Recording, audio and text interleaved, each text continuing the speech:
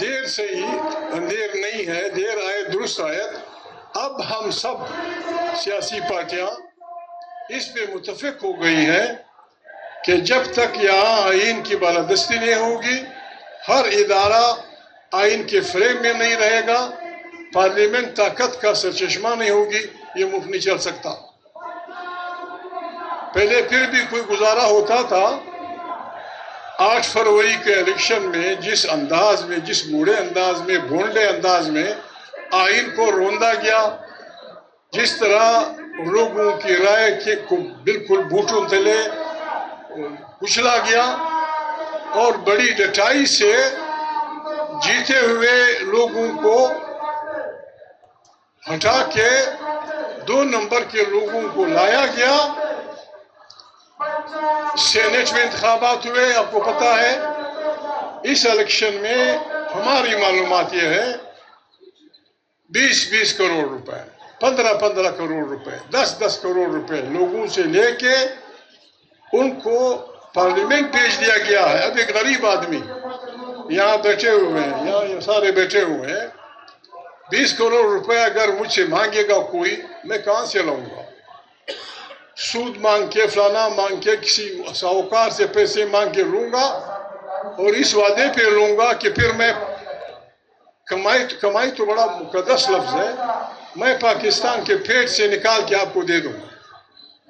آج پاکستان میں جو آدمی وفاداری بیچتا ہے، جو آدمی اپنا ضمیر بیچتا ہے، جو اپنا اخلاص اور سب کچھ بیچتا ہے، وہ وفادار ہے. جو آدمی ضمیر نہیں بیچتا، حق گوئی بے باکی کے ساتھ کھڑا رہتا ہے، وہ قابل دست اندازی جرم ہے، وہ جیل میں ہوگا، اس کو ڈنڈے پڑیں گے، اس کو پیٹا جائے گا. یعنی بالکل اعلان کر دیا گیا ہے جو آدمی جھوٹ بولتا ہے وہ اچھا ہے، جو آدمی پیسے لیتا ہے، ضمیر بیچتا ہے، وہ اچھا ہے، جو انکار کرتا ہے. عمران خان کے ساتھ لوگوں کی اختلافات اپنی جگہ، ان کی اپنی کمزوریاں اپنی جگہ، یہ دنیا جانتی ہے، پاکستان جانتا ہے، ہر بچہ جانتا ہے، ہر عورت جانتی ہے کہ انتخابات عمران خان کی پارٹی جیت چکی ہے. لیکن ان کو جیلوں میں ڈالا جا رہا ہے، معصوم بچوں کو بے عزت کیا جا رہا ہے، باعزت عورتوں کو بے عزت کیا جا رہا ہے. ان حالات میں ہم نے اسے گناہ سمجھا کہ اس قسم کی گناہ پہ خاموش رہنا بالکل، میں کہتا ہوں، گناہ کبیرہ سے بھی زیادہ گناہ ہے.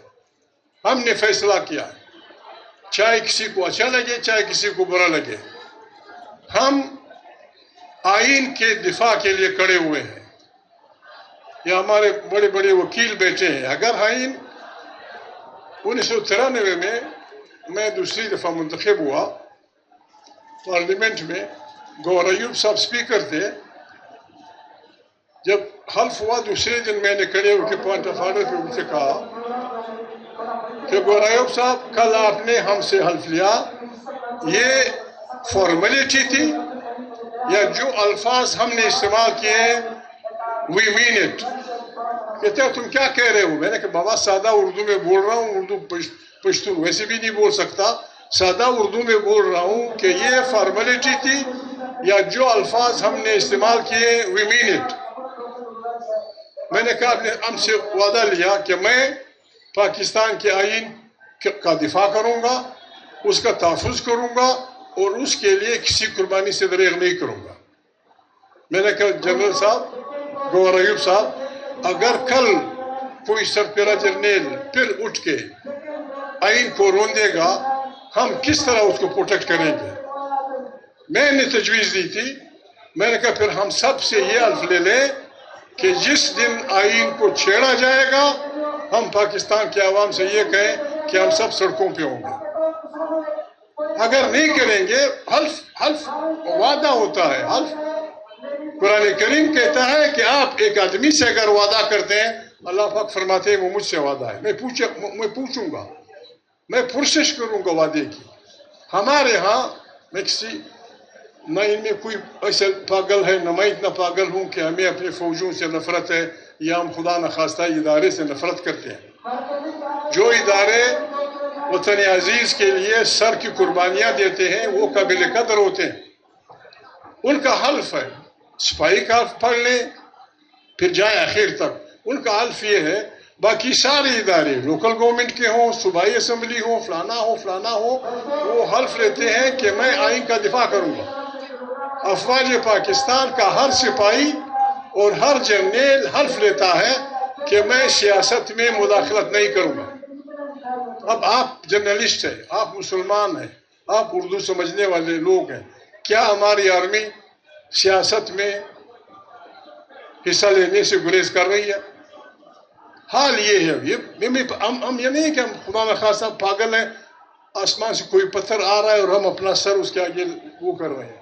آج پاکستان کی حالت یہ ہے، کراچی دانشوروں کا شہر ہے، کراچی بہت بڑے عالموں کا شہر ہے، یہاں درجنوں یونیورسٹیاں ہیں، پولیٹیکل سائنس کے سینکڑوں ڈاکٹریٹ ہوں گے. کراچی والوں، کیا پاکستان اب اس حال پہ نہیں پہنچا کہ ہر ضلع ایک میجر کے حوالے ہے، ہر ڈویژن ایک بریگیڈیئر کے حوالے ہے، ہر صوبہ ایک اس کے حوالے ہے؟ اس میں ہمارے ججوں کے ساتھ بیٹھے رہتے ہیں. ابھی جو حکومت آئی ہے شہباز بھائی کی، ہر ادارے کے اوپر کاٹ رہے ہیں، پی آرڈیننس جوڈیشری کے اوپر کاٹ رہے ہیں، حق گوئی باقی پہ لوگوں کو جیلیں دے رہے ہیں. ہم سب نے مل کے، جوڈیشری نے، پریس والوں نے، دانشوروں نے، عالموں نے، عالم فاضل، جن کو پاکستان پہ ترس آتا ہے، جو even retired generals, even retired ججز، ہم نے مل کے ایک متحدہ محاذ بنانا ہوگا، کم سے کم نپات پہ. آئین بالادست ہو، پارلیمنٹ کا سے چشمہ ہو، دہشت گردی ہے، فلانا ہے، کیا ہے، اب کیا کر رہے ہیں؟ سندھی کیا چاہتا ہے؟ سندھی کہتا ہے میرے ساحل اور وسائل پہ میرے بچوں کا کنسٹیٹیوشنل حق تسلیم کریں. بلوچستان کے کہتے ہیں بغاوت ہے، بلوچستان میں پتہ نہیں کیا ہے. ہم ذمہ وار ہیں. آپ بلوچ کو یہ کہہ دیں کہ آپ کی سرزمین میں جو اللہ پاک نے نعمتیں پیدا کی ہیں اس پہ پہلا حق، سارا نہیں، اتنا کہ اس کے بچے کو عزت کی روٹی ملے، اس پہ آپ کے بچے کا پہلا حق. اسپیکر صاحب کو اب دے دیں پشتونخوا وطن کو کہ آپ کے وطن کے وسائل پہ آپ کے بچوں کا پہلا حق. پاکستان بہترین ملک بن جائے گا، بہترین ملک بن جائے گا. اور پاکستان کیا تھا، اب کیا ہوا؟ ایک امریکن عدالت میں امریکن کسی پاکستانی پہ کیس چل رہا تھا 5 سال پہلے. اس جج کے الفاظ یہ تھے کہ پاکستانی پیسوں کے لیے ماں بیچتے ہیں. اس پہ پاکستان میں کوئی ریئیکشن نہیں آیا. جب ایک جج میں بولے کہ تمام پاکستانیوں کی حیثیت یہ ہے کہ وہ پیسوں کے لیے مائیں بیچتے ہیں، ماں تو بڑی مقدس ہوا ہے، کیوں بیچے گا؟ یہ غریبوں کا لشکر ہے، پاکستان کے سارے پیسے اور سارے توپنگ لے رہے ہیں، اگر ہم غریبوں کی یہ چادر کوئی خرید لے ہمیں گولی مار دیں. یہ آسان بات ہے لوگوں کو بیچنا اور لوگوں کو ڈرانا. قرآن کریم کہتا ہے، قرآن کریم کا حکم ہے کہ آپ سچی گواہی نہ چھپائیں، اگر وہ آپ کے اپنے خلاف ہو، آپ کی ماں کے خلاف ہو، آپ کی بہن کے خلاف ہو، آپ کی ذات کے خلاف ہو. یہ قرآن کا حکم ہے ایک مسلمان کے لیے. کہتے ہیں یا دیکھیں امن، ہر ایک چیختا رہتا ہے امن ایک اصطلاح ہے. امن جسٹس سے جڑی ہوئی بات ہے. جہاں جسٹس ہوگا وہ امن ہوگا.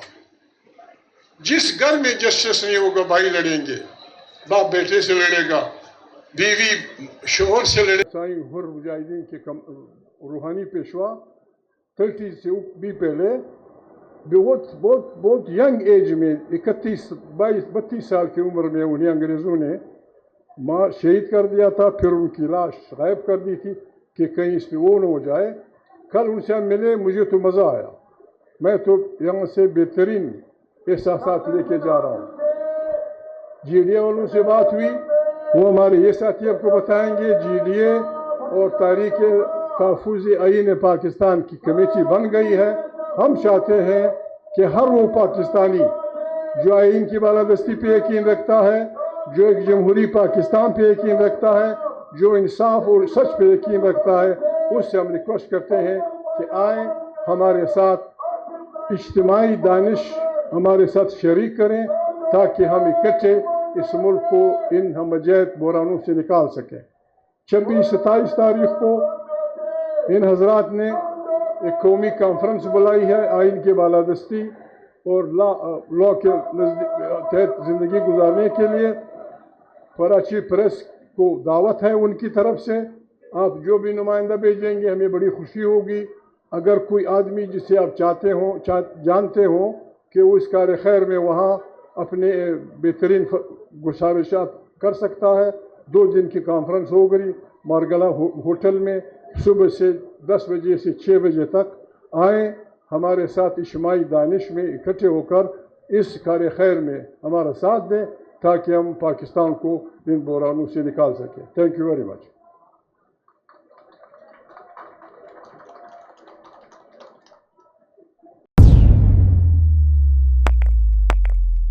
روزنامہ قدرت کی ویڈیو دیکھنے کے لیے ابھی یوٹیوب چینل پہ سبسکرائب کریں اور بیل آئیکن پر بھی کلک کریں.